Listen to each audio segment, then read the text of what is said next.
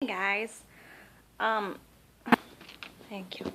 So today I wanted to talk to you guys about something that I call spiritual funk. And basically what that is, sorry, is, no, there's a difference between spiritual funk and spiritual burnout. But I think they both lead to the same thing. Spiritual burnout is when you get into this spiritual, or in a lot of our cases, witchy mode, where you are doing stuff constantly. You're doing spells, you're doing rituals, you're doing just like your whole life is spiritual craziness. Not just putting it in it's kind of like you kick into like spiritual overdrive, and you're reading books, you're just doing all kinds of stuff to where it gets exhausting, and then you kind of fall out of it because you're like, oh, you're like, oh, I'm gonna take a little break, and then you just don't do anything because you're so exhausted from doing so much that you stop. And then there's spiritual funk, which happens to me a couple times a year. And that is basically where you just don't feel like doing anything. It may not necessarily be because you ran into spiritual burnout. It's not, but it's the feeling of just not wanting to do anything. You don't have that feeling, that that drive to incorporate any of the normal spiritual rituals, I guess, into your daily life like you used to. And these may come with feelings of not feeling like you have enough time to do anything, being too tired. I guess this goes with the first one, feeling like you're too busy. And I have a lot of people, especially lately, that have gotten a hold of me on Facebook and have asked, what do you do when you're in a spiritual rut? And like I said, it happens to me a couple times a year. I'm going through a major one right now, actually, and I hate it because when I am not in touch with my spirituality, I feel completely disconnected from everything. I feel disconnected from people. I feel disconnected from the God and Goddess, especially. I even feel disconnected from my fiance. And you just feel a complete disconnect, and it sucks. And so, like I said, a lot of people have gotten a hold of me lately asking, what do I do? I'm in a spiritual rut. I'm in a spiritual funk. I don't feel like doing anything, but it's hurting a lot. What do I do? Well, first of all, being in a spiritual funk is normal. We all go through cycles, and a cycle is a part of life. Think about during the year, during the summer, during the spring, when it's warm, during, some of us, it might be the fall or around Halloween, when you can be outside in nature. When it's cold, where I am right now, it is cold. It has been like negative 27 degrees, and that's not a lie. It's too cold to be outside. You're outside for more than 5 minutes and exposed skin gets frostbite. You're not seeing the leaves on the trees, the green grass, the flowers. You can't smell the fresh air because it hurts your nose because it's too cold. So it's really difficult for people to see the beauty of winter when it's been here for too long. It kind of overstays its welcome, and then you get into a spiritual funk because when you can't be out in nature, that's a huge part of feeling that disconnect. Also, when you are really busy, like for example, as you all know, I have my new job, so I work, I have Monday through Friday, I work 4 days a week from 6:45 to 3:15, and I used to work nights, so I've adjusted to getting up in the mornings. My fiance doesn't get home till anywhere between 10 o'clock at night and midnight, and we're still in that phase where we don't go to bed without each other, so I don't go to bed until he gets home. 3 nights a week from 6 to 10, I have class. And then the one day during the week that I don't work, I have off because I have clinical at the hospital. So that's also 6:45 to 3:15. And half of my weeks, I'm driving over an hour away to get to clinical. So by the time my weekends come, I don't want to do anything. And that has been very difficult for me because this past weekend I actually spent one whole day and cleaned the shit out of my house. Because during the week, things pile up, like right now. Things are already piling up again. And then you get down, you get depressed, you feel that clutter creeping in. So you're not sleeping as well, you're not concentrating as well. And that puts a damper on everything. And when you are constantly going, you've got kids, you've got work, you've got school, you've got functions, you have all kinds of shit. The last thing that a lot of people are thinking about when they're in that craziness mode is their spirituality. At least at certain times during the year. Like I said, if I was this busy right now, but it was spring or summer where I could be outside, I would be feeling it a little bit more. But right now you're going, and you're like, I don't have time to do a ritual. I don't have time. Or like, you may be thinking, well, I'd really like to do a spell for this. Or I'd really like to do something for this. And you're like, you know what? It doesn't even matter. It's not going to help anyway. And then you just get in that doubting mood. And it's terrible. So if you guys are like me, and I know a lot of you are, and you have it at different times during the year, which is normal, I just have some things that can actually help improve that spark of spirituality, that connection. And these may seem very simple, but simple is best, especially if you're busy, or if you're in that funk or you're depressed. These things help a lot because simple is better. Planning out that hour-long ritual is exhausting, and by the time you get to do it, you don't want to do it. So here are a couple things that may help you guys during your spiritual funk if you are like me this time of year. 2 things right off the bat, which may sound super ridiculous, but it's true. Candles and incense. If you can light candles and burn incense and create that atmosphere, it works wonders. If you just take a small bath at night and light some candles in there, light some incense, when you get home, even if you don't light candles, even if you just light incense, the mood that it brings you to is phenomenal. When I walk into this house and I can smell incense, it stirs so much in me because that's the smell that I have when I'm doing all my spiritual work. So if you can bring that into your daily life, it works wonders. So like I said, burn some candles. Burn your candles. No, burn some incense. Light some candles, of course, supervised. Don't light them and then leave the house. But light some candles at night. When you're sitting in front of the TV, instead, shut the TV off.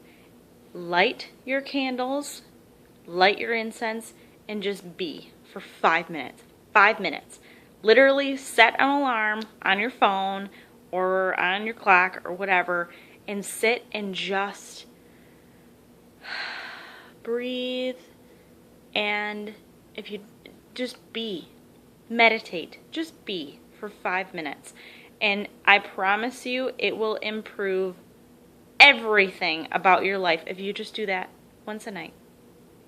Once during the day, in the morning, whatever. Just do it once during your 24-hour period. You can obviously do it more if you want to, but it helps. I promise. And then you start getting into the little bit bigger stuff, like keeping your hands busy. One of the big things that I love to do when I have some free time is to play. That's terrible. Keep your hands busy, so play. Dirty. No. One of the things I love to do is I have my cabinet full of herbs, and I love to make things. I love to just be witchy in the kitchen, whether it's making a tincture, making a salve, making an oil, whatever it is. Just do some crafting. You know, make something with herbs, make some candles. Like in my other video, make your own rune set, make your own incense. You know, just keep going with natural items like herbs. Herbs are huge for that kind of thing. I mean, you can sit down and you can just grab some herbs and just start mixing. You know, just grab some here, grab some here. You can make a mojo bag, you can make incense, you can make loose incense, you can make an oil with them. I mean, you can do whatever you want, but just that act of using the herbs and adding them together and the smells, and that's interacting with nature, and it really helps to get you in that state of mind and get that connection going. And I know it sounds strange, but one of the things I love to do when I'm completely disconnected is to make a tincture. You know, I may be getting low on something, so I'll go out and I'll make a tincture. Or like I have tinctures in my cabinet right now that have been brewing for over 6 months, which is fine. But you know, when they're only supposed to be in there for like 6 weeks, you get in that mode where you're just like, yeah, spiritual stuff, and you make all kinds of tinctures, and then you get into a spiritual funk, and so you don't touch them. And so when you're trying to get out of that funk, they're sitting there. It's perfect. So I said candles and incense. I said play with herbs, make some candles. What else? I said meditate, so just sit and be. Another thing is get some witchy books or some books on spirituality, whatever you want to say. But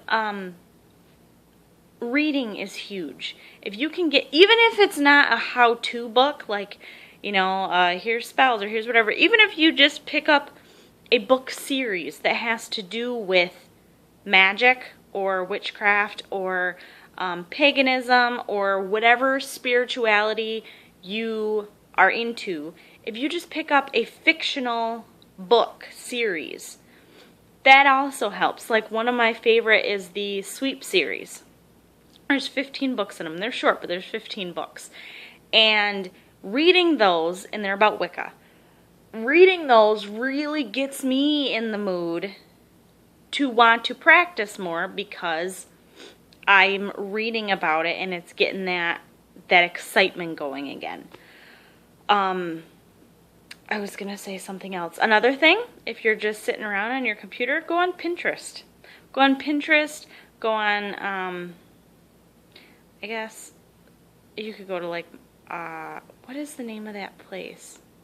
I don't remember. But places like Pinterest to where you can look up like crafting ideas or just look up like spirituality or Wicca or witchcraft or paganism and just look at all the different pins. I know it's weird, but it gets that going because you're actively doing something. I just had something else too that I wanted to tell you guys, and now I'm upset about it. It was about reading. I said read. Oh, another really good one. I have the book. Hold on one second. Okay.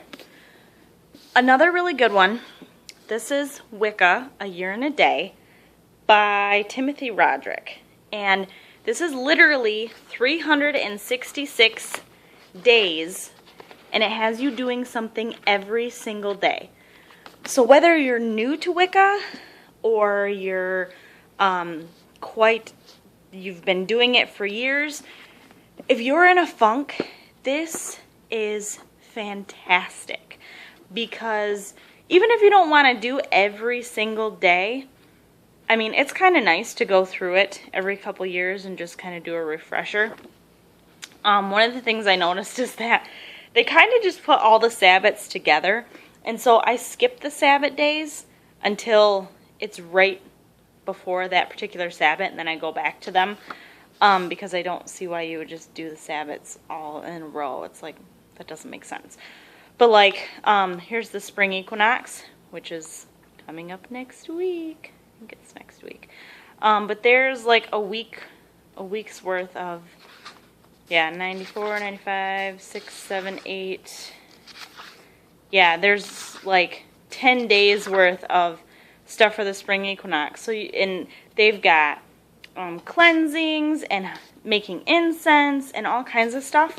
And then they've got circle casting and herbs and all kinds of shit in here. There's literally one thing. They have one thing for you to do every day. One. Some of them are longer, some of them are shorter, but this is fantastic. This right here I highly recommend, because if you don't want to do a day, then you just go to the next page and you're like, yeah, I don't really want to do that today. But you do one thing every day and it keeps you going. Doing something every day is the key to fighting spiritual funk. Not a big thing, not planning 3-hour rituals and doing craziness, but one small thing a day. You can do more if you want, but just at least one. Another thing I recommend to go along with doing the one small thing every day is tarot or oracle cards or runes or pendulum work, to do a reading at least once a day. I recommend doing a reading when you wake up. And like I said, you can use tarot cards and ask about your day. You can use oracle cards and ask a specific question. You can ask about your day, whatever. You can use your pendulum. You can draw runes. You can read tea leaves, whatever you want to do. But I highly recommend doing it when you first wake up. If you don't want to do that, you can do it right before you go to bed. But keeping that connection to divination is also huge. So I hope that this has helped you guys. It's actually helped me quite a bit talking about it, because that's one of the things that I feel like like I said, I have so much going on in my life right now. I'm getting married in 3 months. I'm really excited, but at the same time, I don't even know how to explain it. I feel like when I'm not excited about my spiritual life, when my spiritual life is non-existent, then everything else just lacks. I feel like I'm missing something, and I hate that. I feel like I'm half a person. Everything else suffers, and you may not think it does, but if you're normally a spiritual, very spiritual person, and you're not doing anything spiritually, you may smile on the outside, but you're hurting. You're hurting in here real bad. So getting that connection back is huge. It really, really is. And the best way to beat the funk is to just simply do something every day. I've given you guys a whole bunch of ideas. If you have any more ideas for people, please leave comments below. Sorry this video turned out to be 18 minutes, but that's to make up for the last 3 weeks that I haven't made a video. So I hope you guys have a great night. I look forward to reading your comments. I love you guys, and I'll see you later. Bye.